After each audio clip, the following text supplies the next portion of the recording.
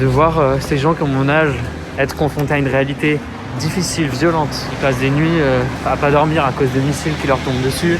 Ils incarnent totalement ce truc de ils auraient jamais cru vivre ça un jour et ils le vivent. C'est tellement loin de nos réalités. Et en même temps, c'était tellement loin de leur réalité 2 jours avant l'invasion, enfin avant que ça commence. There you go. Salut. Je sais pas si je ferai un truc de cette vidéo, mais j'ai reçu un message de Olena, une note vocale, et je viens de l'écouter là. Et ouais, elle m'a un peu scotché. Ça m'a un peu... Hi Max, I hope you're okay. Yeah, about the situation in Ukraine right now, it's hard to explain completely. For example, I don't have heating. It's really, really cold. So about events, I'm not visiting them really much because I don't have a mood for that, and I'm kind of tired of parties, and it seems like people don't want to party anymore. Olena, je l'ai rencontrée il y a 2 ans, quand j'ai fait une vidéo sur les jeunes qui font la fête en Ukraine. Et ça fait 2 ans que ces jeunes, j'en parle partout quoi. Les jeunes qui continuent de faire la fête pendant la guerre, comme une révolte contre la situation qu'on subit. Moi ça m'a bouleversé. Il y avait un truc où je me disais, eux, leur réalité elle a totalement basculé. Mais je l'ai trouvé hyper fort, hyper inspirant parce que continuer à faire la fête, c'était résister. C'est tout ce que je raconte dans ma vidéo. Mais du coup, s'ils ont arrêté de danser, c'est aussi peut-être que la guerre a gagné quoi. Et ça...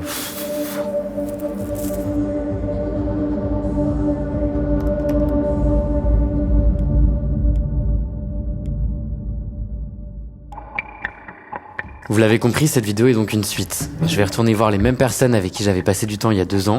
Ok, et tu pars quand Après-demain. Tu les embrasses de ma part. Mais si vous avez pas vu la première vidéo, c'est pas grave. Parce que de toute façon, je vous ferai un récap au fur et à mesure.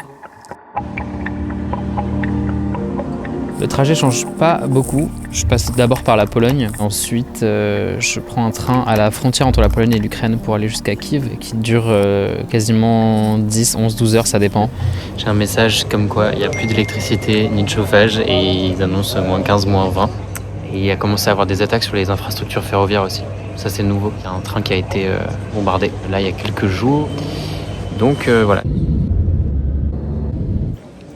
Quand j'arrive en Pologne, le mood bascule. Je me souviens, la première fois que je suis parti en Ukraine, un pote qui filmait avec moi a lâché « Ah ouais, on rentre dans le dark web là ». C'est une remarque naïve et un peu maladroite, mais c'était vraiment le sentiment qu'on avait.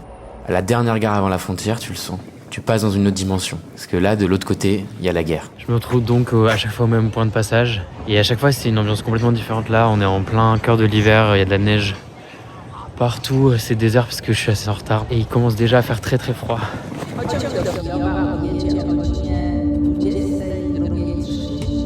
Dans le train, je recontacte Petia. Nice to meet you guys. Et Anna. Hello, how are you? C'est des potes d'Olena avec qui j'avais aussi fait des soirées il y a 2 ans.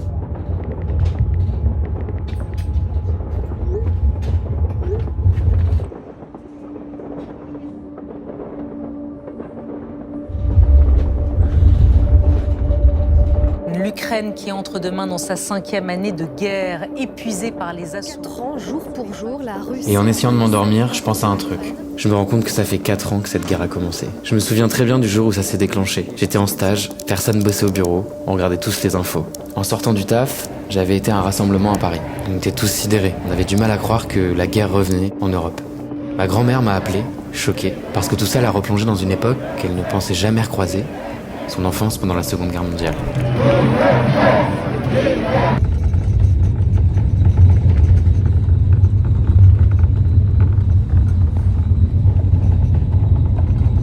Retour à Kiev, 2 ans après.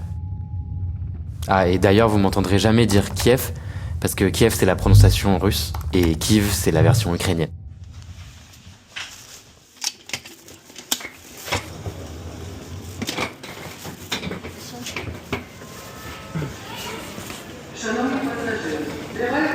En arrivant, j'ai eu une bonne surprise.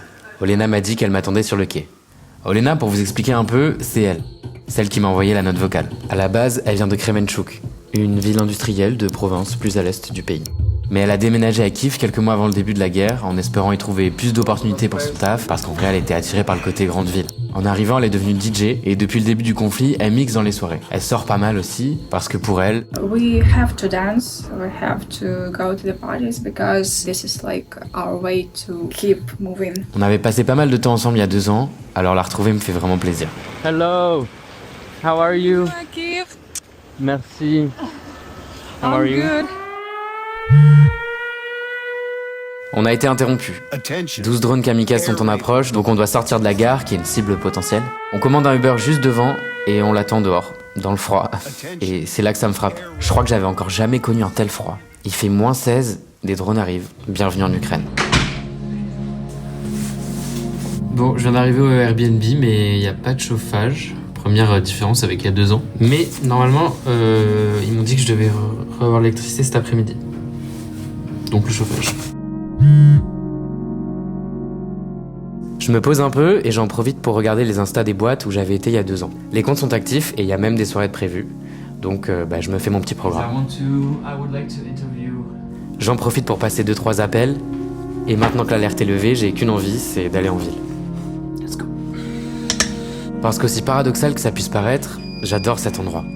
C'est la 3e fois que je viens, donc j'y ai aussi mes repères. Et on l'imagine souvent sous les bombes ou dans un contexte de guerre, et c'est vrai, mais il n'y a pas que ça. C'est un endroit où des milliers de gens vivent quotidiennement leur vie. Les bars, les restos, les cinés sont ouverts. C'est vivant. On se rejoint avec Olena pour boire un thé bien chaud avec des potes à elle. Sauf qu'en rentrant, j'ai pas totalement l'impression d'avoir retrouvé la ville que je connaissais. C'est vrai, là, dans la rue, il y a moins de gens. Les cafés sont fermés, enfin les trucs sont... Je sais pas si c'est fermé, si c'est ouvert. C'est hyper bizarre comme mood. Je trouve qu'il n'y a pas du tout la même vibe qu'il y a 2 ans. The only source of heat Yeah. of this apartment. Je suis allé passer la fin d'après-midi chez Olena. Here we are. So yeah, that's the room. Usually it looks better because Yeah. I had my vinyls also all here. They were like at the In there. shelf, yes, and it's also bad for them to. To be in the cold. Yeah, so. Where are we right now? 9 degrees? 9 degrees, yeah. Oh, that's your posters. Yeah, that's from my events. Yeah. Everything I made. Des soirées qu'elle organisait justement avec sa pote Anna, mais qu'elle ne fait plus vraiment. Yes. Alors on s'est posé et je lui ai demandé pourquoi. I guess long story short, I lost myself a little bit because I will be honest, I've been thinking a lot about like why am I here? Like what am I still doing here? Like in my life, I guess 2 years ago I just had a meaning of living here, of staying here. I felt like I was part of something really important of cultural front. Like staying here in Kiev, Yes, playing yes. gigs was... Participating in some kind of modern history of our culture because I felt somehow responsible for that. I don't know, I liked it. I really truly believe that I don't need to move anywhere to like realize myself here, to achieve something. And I guess last year I started to lose this feeling and I started to have like massive, huge attacks on Kiev. I guess we said goodbye to our lives like a few times. It was too hard to believe, you know, it's in every time we just, you know, like, and then next day you like wake up after a night like that and you think, okay, I survived that, but what should I do next? Like for what? Sometimes all these events, they just kill some part of you inside, and a lot of people just lose their families completely, or you know, like when you hear like 100 of similar stories, I guess our minds just can't take it all the time. En fait, plus on parle et plus je me rends compte que Lena a perdu pas mal de choses qui donnaient du sens à sa vie. Sa carrière de DJ ne lui fait plus gagner assez d'argent pour vivre, donc elle est assez démotivée. Elle sort plus en soirée, Elle et son mec ont arrêté de se voir. Et en fait, elle me raconte que la guerre rend les relations compliquées aussi. Parce que les gars sont au front et ceux qui sont là n'ont pas forcément la tête à l'amour. Maybe I just forgot what sex is. So Franchement, ça me fout les boules de la voir comme ça. Et ça confirme un peu ce que je redoutais avant de venir. So now you're hoping to move, to leave. yes. C'est pour elle la seule solution. Elle ne voit plus son avenir en Ukraine, où elle trouve que des jobs alimentaires. Et pour elle, c'est pas assez. Elle veut un boulot qui l'anime, qui la passionne, pouvoir se réaliser. C'est la promesse avec laquelle toute sa génération a grandi, celle d'une Ukraine post-soviétique où tout devenait enfin possible, avant que... 5 years ago, I was really excited about moving to Kyiv and, start a new chapter in my life. Nobody saw that war is gonna come. Actually, 2 days before war, everybody thought, there can be no war, and it just hit you. 2 years ago, your escape from this reality was the events, the parties, the DJing. Mm-hmm. Is that not working on you anymore? I guess not. On a continué de discuter jusqu'au moment où... I'm really thankful that I can grow up and I can... Oh, a lot of rockets going around. There's the alert, the sirens. Yeah. And Explosions? Yes. It's ballistic rockets. They said go to the shelter immediately. Oh, really? They said that a lot of times. Yeah, yes. The sound we hear is explosions right now? Yes.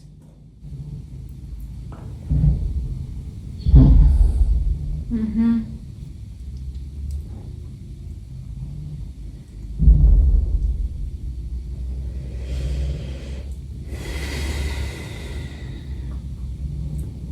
That's weird. Usually they start to do all this at 10 Yeah. and you're going to sleep. Yeah. Whatever. You should say that a lot or you're gonna Yeah. you're not gonna survive. Yeah. Je sais pas si on me voit là, mais ça fait peut-être 2 heures qu'on est dans cet appart où il fait genre 10 degrés. Et putain, je suis gelé, mais c'est pas du froid. Mes os sont froids, quoi, j'ai l'impression. Avec ce qu'on vient de vivre et la conversation qu'on vient d'avoir, j'ai besoin de prendre l'air. On a été sur le toit pour admirer un peu la ville, se poser. Et j'ai dit à Olena que j'avais envie de sortir. Et à ma grande surprise, elle m'a dit « Je viens avec toi ». Bon, j'enregistre dans une rue où il y a de l'électricité parce que sinon on voit rien. Et on a quand même passé un petit moment là à guetter ce qui se passait. C'était un peu tendu. Donc là on va dans une soirée, une fête. Ça va faire du bien. Un peu de légèreté. En fait, ça sert à rien que je filme parce que vous voyez pas.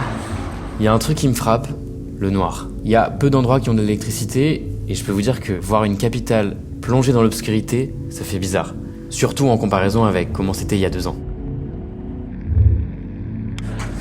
L'un des monuments principaux de la ville, complètement dans le noir. Je sais pas si vous vous rendez compte, c'est comme si la tour Eiffel était plongée dans le noir en fait. Les gens utilisent les flashs de leur téléphone et les rues sont illuminées par les phares des voitures. Et puis en marchant, on tombe sur une place de la ville qui, elle, est éclairée. Olena me dit que certains quartiers sont encore raccordés au réseau, mais que sinon maintenant, tout le monde utilise un outil bien particulier. Une grande partie de la ville repose sur des générateurs qui alimentent parce que le réseau principal l'alimente. Et il y a des endroits comme celui-là où les gens peuvent venir se réchauffer, charger leur téléphone, boire un café chaud. Il n'y a rien qui est allumé. C'est que les phares des bagnoles. Ah bah là on entend un générateur.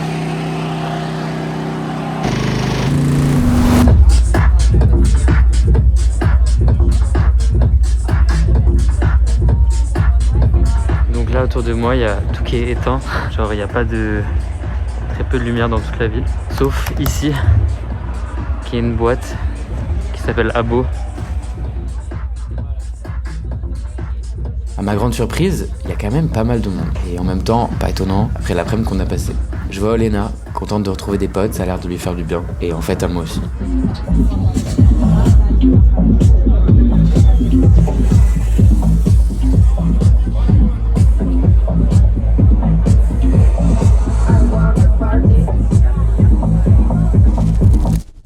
Je sais pas si je dois aller au shelter là, enfin à l'abri, au métro. J'ai texté Olena mais elle me répond pas.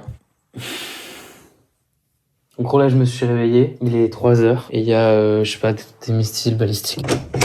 On voit rien. Et genre là, voilà, tout ça, c'est le vide, quoi. Que dalle. Plus de 120 drones Shahed dans les airs. Nous attendons les impacts dans 20 minutes. À 150. Maintenant, c'est menace balistique. Ah, Olena.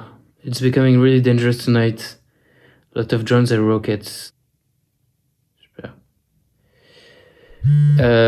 You should go to shelter if it gets too loud. Too loud de quoi?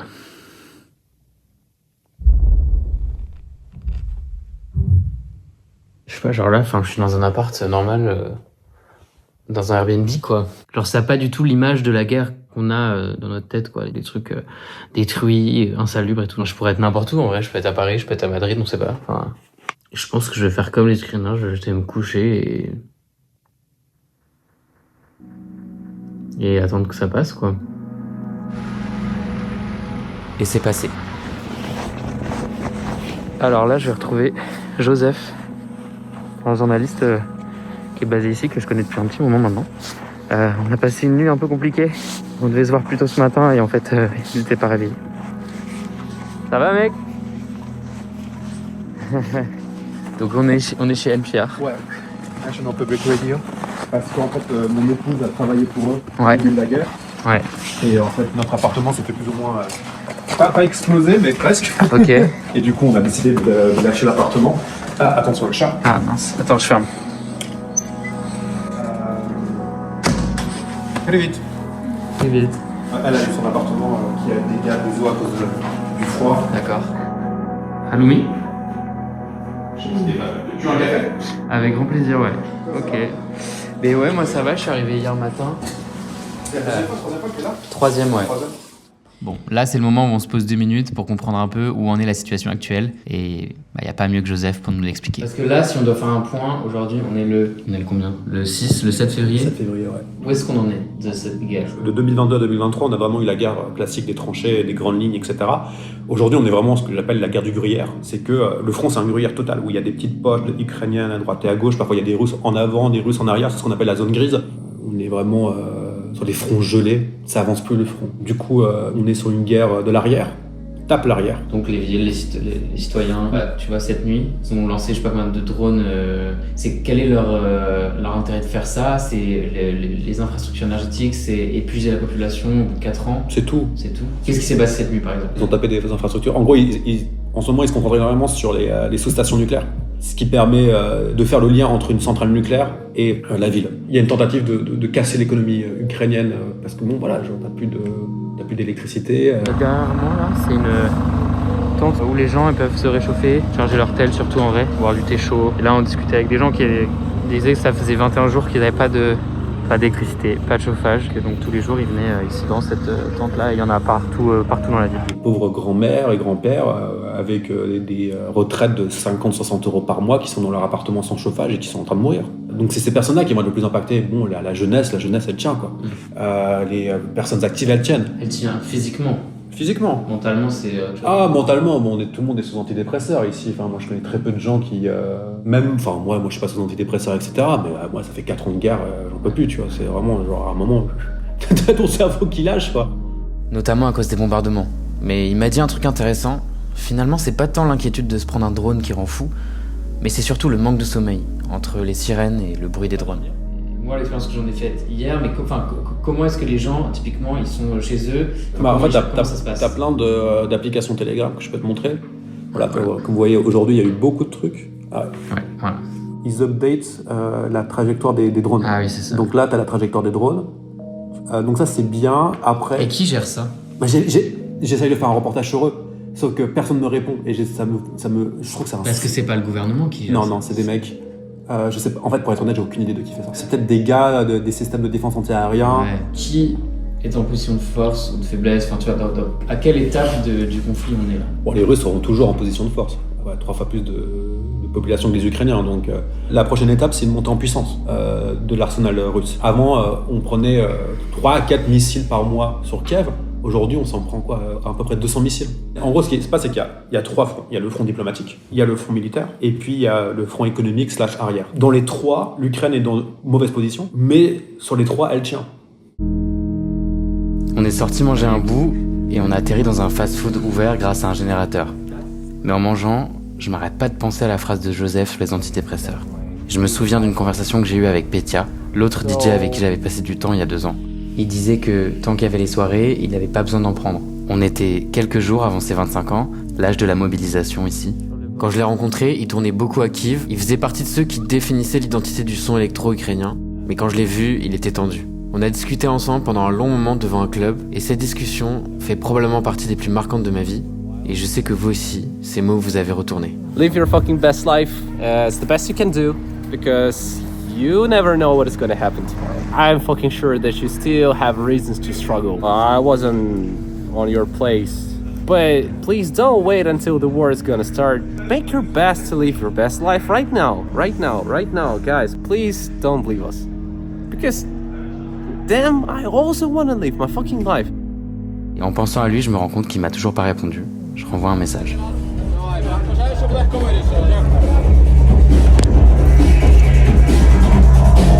La nuit est tombée et je suis ressorti. Dans une autre boîte cette fois, mais à l'intérieur, pas grand monde. Enfin si, un gars avec qui j'ai sympathisé, qui voulait pas être filmé, mais qui m'a raconté son histoire. Et s'il veut pas être filmé, c'est parce qu'en fait, il est pas censé être dans cette boîte. En gros, le mec a pas voulu rejoindre l'armée, il s'est fait attraper.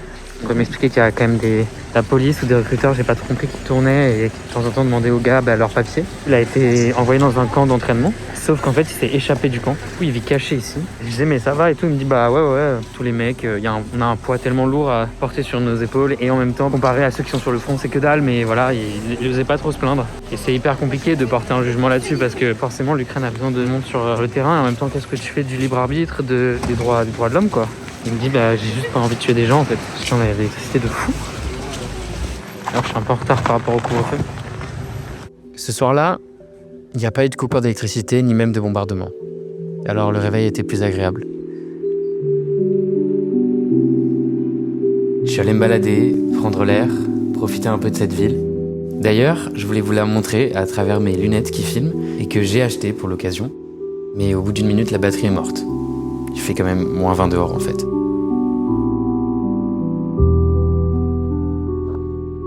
J'avais aussi envie de prendre des nouvelles. De Yulia, et surtout de sa petite. Je les ai rencontrées au premier épisode, parce que le mari de Yulia est mort au combat. Et elle s'inquiétait de voir sa fille se construire pendant la guerre. It's not normal childhood when they spend it in a shelter for a couple hours every day almost. C'était chouette, je l'ai trouvée plus apaisée qu'il y a 2 ans. On a amené la petite à l'école, elle avait l'air d'aller bien. Et surtout, elle faisait que répéter... À 6 ans, elle n'a quasiment connu que la guerre. Mais Yulia me disait que ça l'impactait pas tant que ça. Aller aux abris ou ne pas avoir d'électricité, c'est normal pour elle. Ça fait partie de son monde.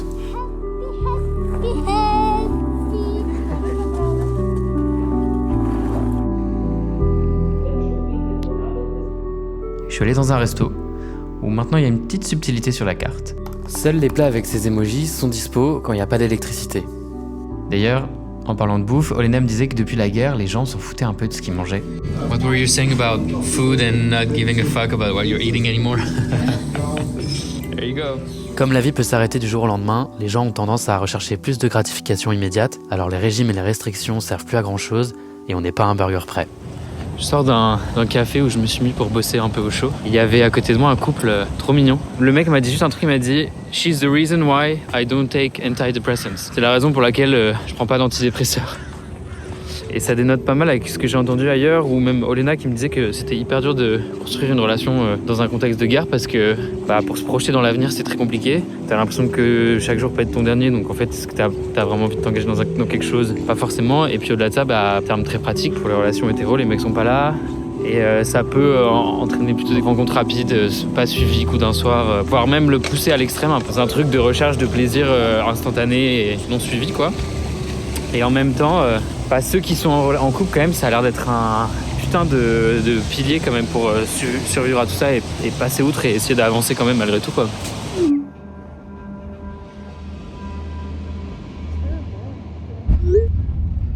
there trying to figure out what the hell is this, why it stays here and not there.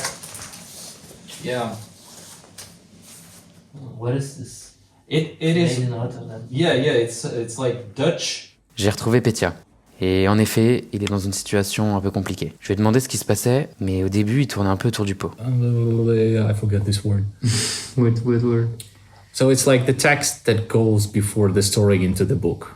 Like The prelude. Yeah, preludes or Okay, a little context. Prelude. Yeah. I cannot share like all of the things that happened to me, unfortunately. But I cannot really go outside at all. I'm trying to think about what people will understand, but is it possible to just say that you are supposed to be in the military right now and you're not? Yeah, let's put it straight. Once you're becoming like 25 plus years old, Which was a couple of days after we first met. Yeah, I think so. Yeah. You gotta serve. This is why I have to be like in some kind of underground. So why you didn't go? You see, it's a really, really, really complicated question. If I didn't have a hope that I can actually do something beautiful and great by being involved in all this musical stuff, it would be much easier to me to make a choice and join the army. But now I feel that I'm actually doing something for our culture. And yes, it's not the right time for the culture, what they are saying. It is a time to grab the rifle and fight. I know like how context electronic dance music comparing to the war is just not really comparable. But to me, come on, it is like the sense of my life. So if this is the consequences that I have to face to keep trying this scene alive, then I'm okay with this. And it's not that easy. C'est pas facile parce qu'il voit la scène se rétrécir. Il m'explique qu'il y a moins de monde en soirée, moins d'artistes aussi, que beaucoup ont perdu espoir et sont donc partis. But still, somehow, I don't know, maybe it's just really crazy idea, but I'm still here just because I believe in our scene, just because I believe it is really unique. It's a sense of calling that you feel. Yeah, You talked about it's fate. literally a calling, yeah. If you go outside, what can happen to you?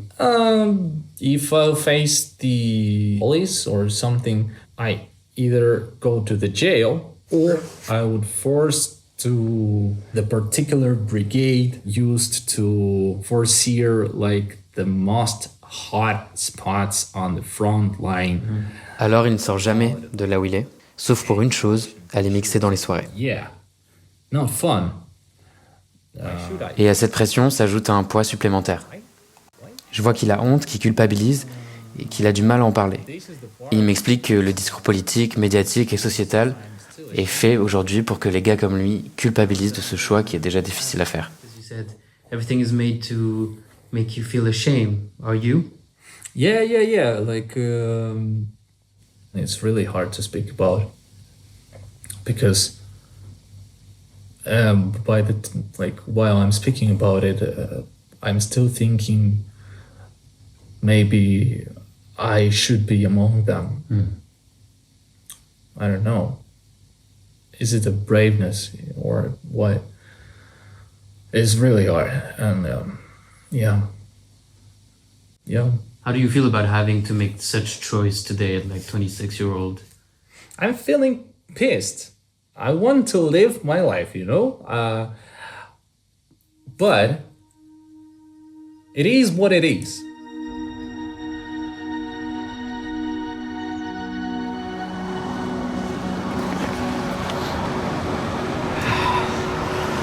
À chaque fois que je le vois, putain, j'en suis pas indemne. Hein. On a le même âge quasiment, on se pose pas les mêmes questions quoi. Ça remet un peu les idées en place. Il m'a offert un vinyle et il m'a dit je pense qu'il match ta vibe, je veux que tu l'aies. J'ai aucune idée de ce que c'est et je vais devoir attendre d'être à Paris pour l'écouter, mais Petya, merci.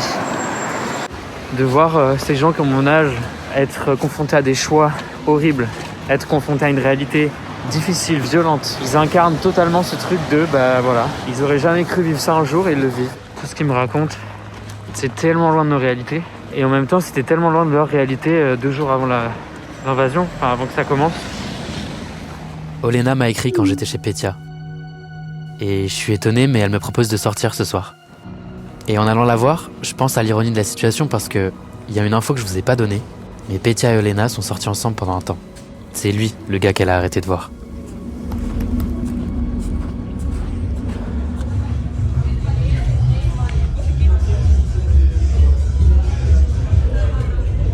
Let's go.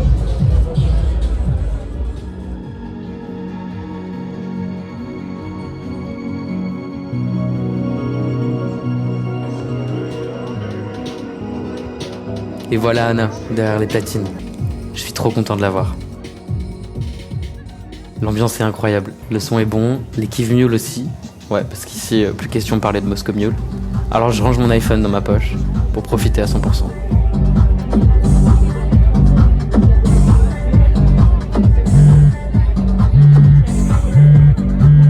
Mais d'un coup, les téléphones sonnent, tout le monde baisse la tête, des missiles balistiques sont en approche.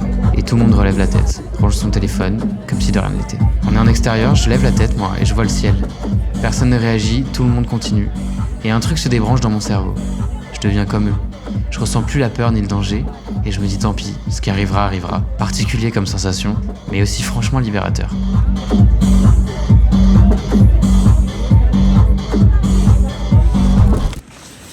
Genre t'as ton téléphone qui vibre dans ta poche, 1 fois, 2 fois, 3 fois, tu captes ce qui est en train de se passer. Personne bouge, tout le monde continue, tout le monde regarde son tel quand même. C'est tellement particulier.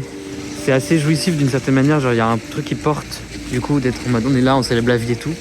Et en même temps t'es un peu en mode bon, faudrait pas juste aller se cacher. C'est mon dernier jour. Mais avant de partir, j'ai proposé à Anna qu'on se voit pour débrief de la soirée, entre autres.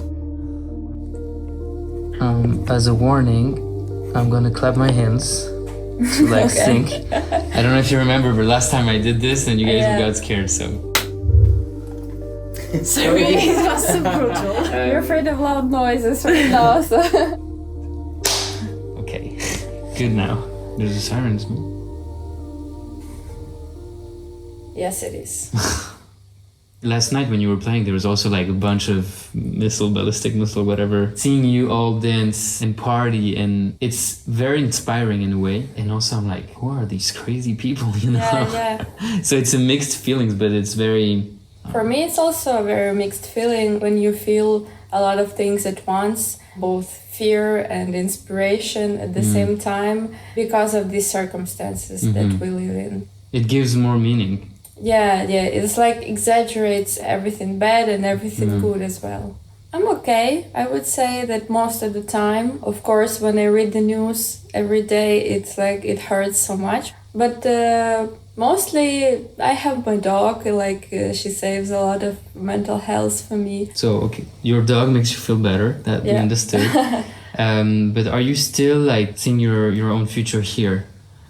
I think I want to stay here. I know how crazy it may sound, but I don't want to go anywhere. Like, I don't want to go to Europe. I have a boyfriend and a dog here. Yeah, your life is here. Yes. Compared to Olena, where she was more like, I don't see any future here. It feels like she lost something, like a spark or hope or something. And then now she's maybe ready to go. And it seems like you, of course, you've changed, but like stayed in the same direction. Yeah.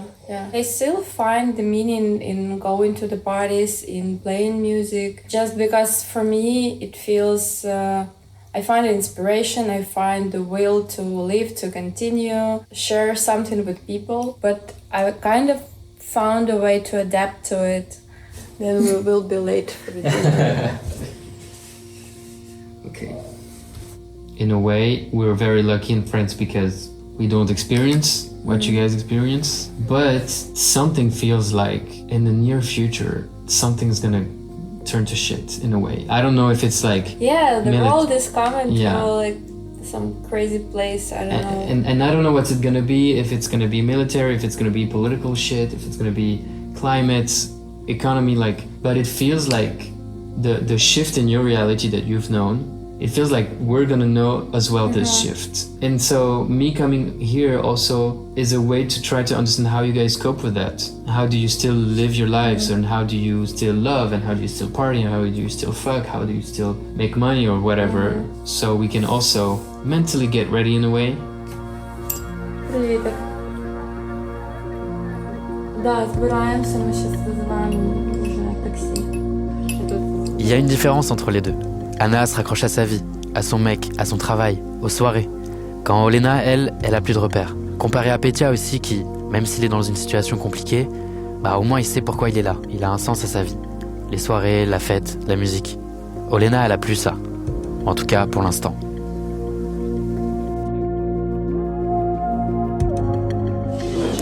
Et ben encore une fois, on est au resto. Et il n'y a plus rien. Ça vient de s'éteindre.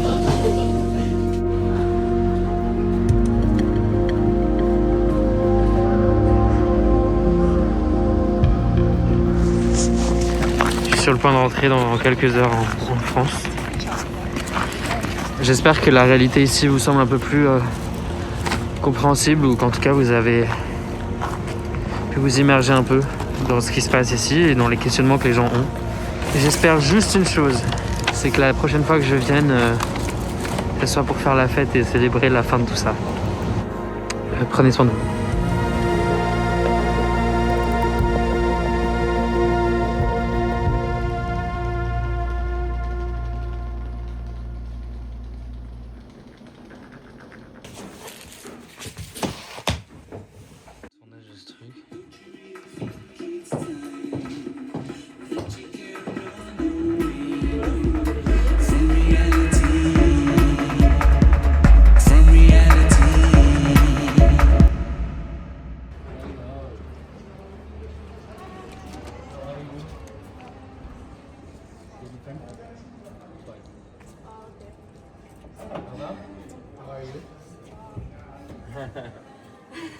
This is Romain.